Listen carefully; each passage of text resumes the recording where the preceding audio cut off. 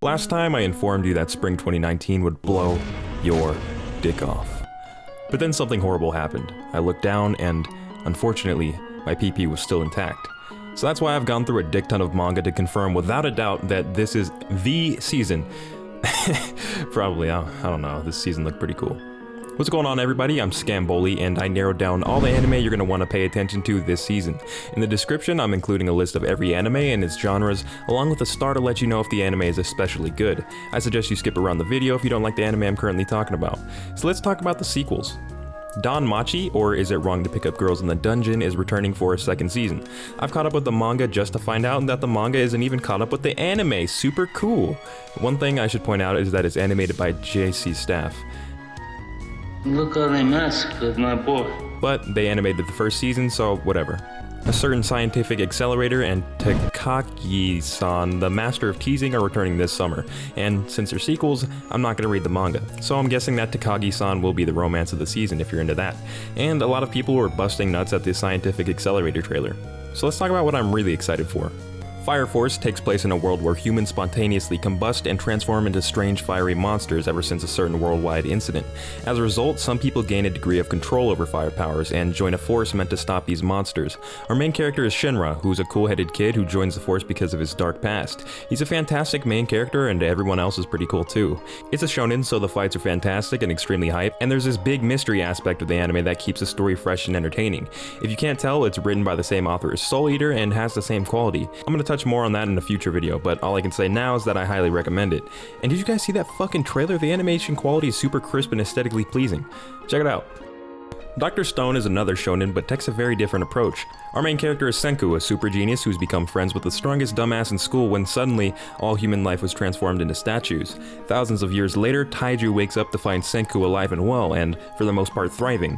What makes the series so addicting is watching Senku recreate humanity. Senku uses real science to invent all sorts of shit, and it's extremely interesting to watch him go from barely creating iron to making wires and eventually making a car. If that sounds unrealistic, it's just because I'm doing a shitty job explaining things. You'll get it in the first few episodes.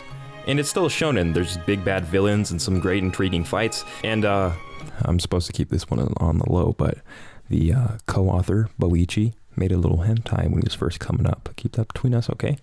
So I highly suggest this one. Vinland Saga is a historical Seinen in the Viking era about a badass kid who's been after revenge for 10 years. He's a badass rogue who will single-handedly charge through mobs of enemies just to request a duel for the guy he wants revenge against. That's just the basic synopsis. I don't want to give away too much. There's some incredible fights that, if animated correctly, are going to be insane. I say this because they don't waste time going, "He's going to attack with his left hand. I will respond by slipping his jab and nani?" It's just two people trying to kill each other. There's not a lot of dialogue going on in the fight scenes. Despite the action being super good, this is a story-driven anime. If you're not into the story, you won't like watching. I read some of it a while back and dropped the manga, but after reading back up to chapter 100 again, the story grew on me. If you type best manga of all time, chances are you're going to come across Vinland Saga. At least that's how I did. It's been mentioned alongside Kingdom, and after reading both, I can confirm that they're extremely similar. So if you're into a medieval setting like Kingdom and like seeing shit get torn apart, this is definitely something you have to watch. Now, if you enjoyed The Rise of Shield Hero, this is going to be the exact replacement you've been itching for. A dude is summoned to another world along with his classmates, and turns out he's weak as fuck. After being betrayed by someone around him, he ends up getting fucked over big time. I'm not gonna spoil how, but it turns out through intense effort and desire, he has what it takes to fuck shit up. It's pretty much your standard B-tier isekai, but it's still pretty cool. It's nice to see how he grinds into becoming stronger, and a lot of the gruesome action is really nice. However, that abysmal cum stain that they're calling CG animation showed its ugly ass face a lot in the trailer, so it's worth checking out the first episode or two if you really like Shield Bro, but don't get your hopes up.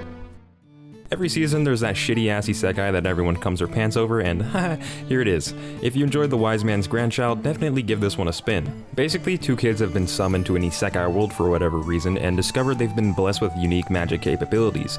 They're both OP, blah blah blah blah blah, whatever. It's pretty much a copy of The Wise Man's Grandchild. Check it out if you enjoy that type of stuff. How heavy are the dumbbells you lift was actually a pleasant surprise. If you came for the ass and titties, that's all good, but it's not the main focus of this anime. It's actually more of an educational show teaching you all about fitness. Usually in anime, authors just don't know what the fuck they're talking about, like saying weight classes don't matter in fighting. Ha, yeah, right.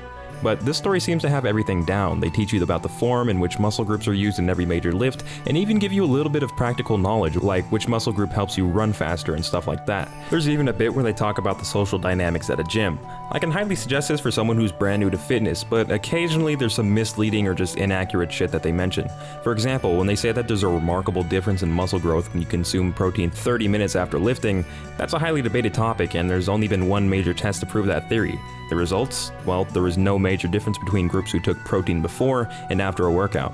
So my advice is do a little bit of research before attempting what you see in the anime. Anyway, there's thickness, there's fitness, and there's something to appease both sides. So check it out. Moving on, I've saved the best for last, baby! KonoSuba's back!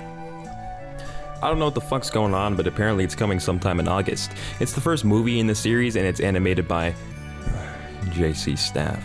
So if you haven't seen KonoSuba yet, check it out. Especially the dub, I've actually heard really good things about it.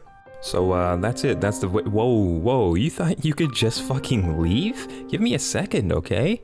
If you enjoyed the video, like it. If you want to help me out, leave a nice little comment, it helps videos like this get seen. And you know, I don't want to ask this, but if you want to do me a solid, just show this video to some of your friends and be like, there's this fucking guy, he does this, you know, it's pretty fucking stupid, but, you know, that's probably the best way to grow my channel. That's it. Peace.